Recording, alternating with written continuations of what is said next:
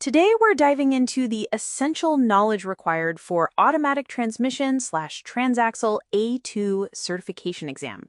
Our guide for this discussion is the Delmar ASC test preparation material, which outlines the comprehensive task list for this crucial certification. That's right. The task list isn't just a list, it's the fundamental guideline for technicians.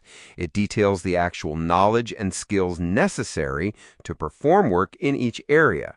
And it also gives an approximate number of questions you can expect on the exam for each section. However, it's worth noting that the listed number of questions is truly a guideline. ASC advises that the actual exam questions might not perfectly match those numbers. So, while it gives you a sense of what to expect, it's not a hard and fast rule for the exam's exact composition. It sounds like the overall scope is still accurate, just maybe not the precise question count per subtopic. Also, it's important to mention that any practice exams, like the ones provided in the Delmar book, use this same task list, but the questions themselves are unique, not found on the actual ASE certification test. Exactly. No test preparatory material will have the exact questions you'll see on the live exam. That applies to all prep materials. The A2 task list focuses on 6 core areas, and the exam features about 50 questions. Roughly half, 25 questions, are dedicated to general transmission transaxle diagnosis. That breaks down into 11 on mechanical and hydraulic systems and 14 on electronic systems. So diagnosis is a huge component, making up 50% of the exam. That certainly helps prioritize study time. What about the other half? The remaining questions cover in-vehicle transmission and transaxle maintenance and repair, with 12 questions, and off-vehicle transmission and transaxle repair, with 13 questions.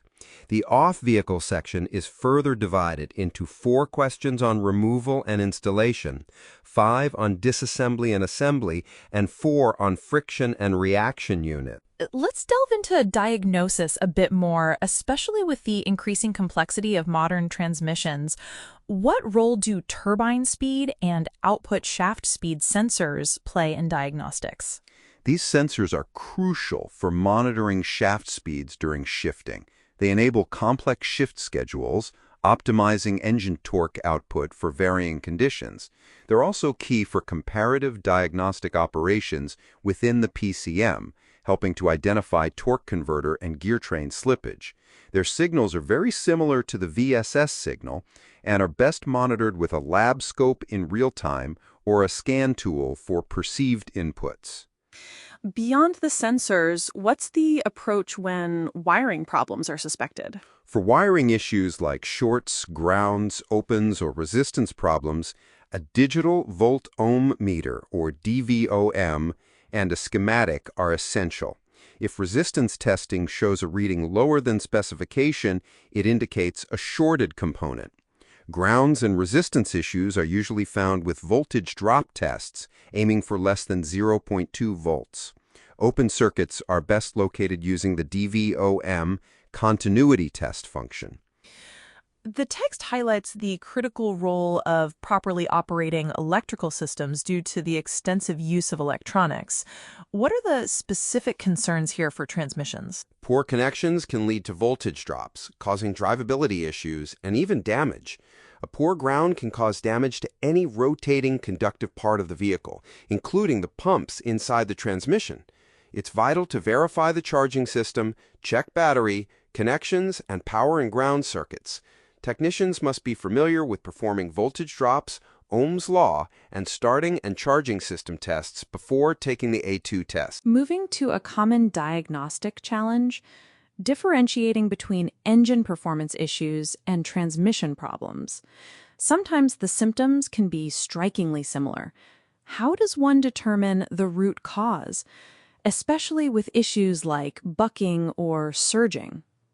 This is a significant hurdle. Correct up and down shift timing enhances engine performance. Historically, misadjusted throttle pressure and governor pressure controls causing early upshifts or late or no part throttle or WOT downshifts can seriously affect acceleration. Also, the advent of TCC systems means the lockup clutch can apply early, causing detonation or vibration. The text describes a scenario where a vehicle intermittently and momentarily bucking or surging or shuddering sharply. This can be a TCC break loose or grab condition, or a fuel or ignition system malfunction causing a load-related misfire. Due to the similarity, it's hard to differentiate if it stems from an engine misfire or TCC shudder, especially since ported fuel injection complicates it. One widely accepted method is using a lab scope to monitor upstream oxygen sensor waveforms when the problem occurs. A properly functioning sensor indicates if a cylinder misfire happened and its likely cause: lean charge, insufficient spark, or excessive EGR. With OBD2, many strategies eliminate TCC operation when an engine misfire code is present, so checking for engine codes is necessary. If engine tests are clear, use a scanner to check the RPM slippage between the engine and the turbine shaft. Excessive slippage points to the transmission or torque converter. Beyond those tricky engine-transmission differentiations, what about shift quality concerns specifically tied to electronic transmission control systems? What are the typical failure categories? Well, there are no blanket statements. Most systems fail in one of three categories. The first is when the processor places the transmission in a fixed gear, often called default mode, limp-in mode, or HLOS. This can be triggered by slippage, input-output sensor speed ratio errors, actuator opens or shorts, or erratic sensor signals. If it's a hard fault, a code is stored and the technician follows a trouble chart.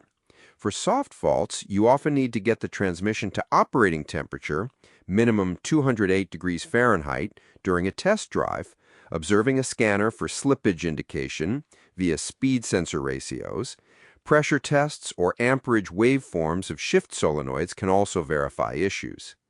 And the second category? The second category is when the computer recognizes a problem but still controls the shift pattern.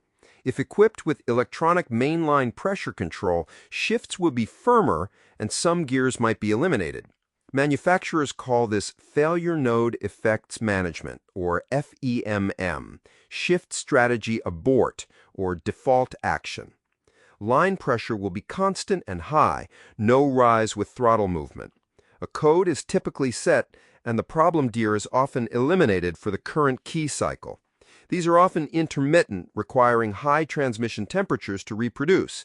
A test drive with a scanner and a pressure gauge helps determine if it's electrical or mechanical. And the third? The third category involves a warning light to the driver, such as a flashing OD, S4, or hold light. This mode might only alter shift timing, or in some cases eliminate the gear in which the shift is occurring. A trouble code is stored, and the light continues to flash as long as the problem persists.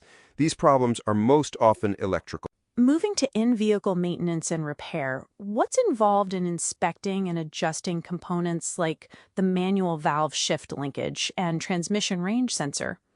The older vehicles with neutral safety switches and late model vehicles with TRSs can have issues preventing starting or activating backup lamps due to misadjusted linkage or sensor. A worn or misadjusted gear selection linkage can affect operation because the manual shift valve must completely engage the selected gear.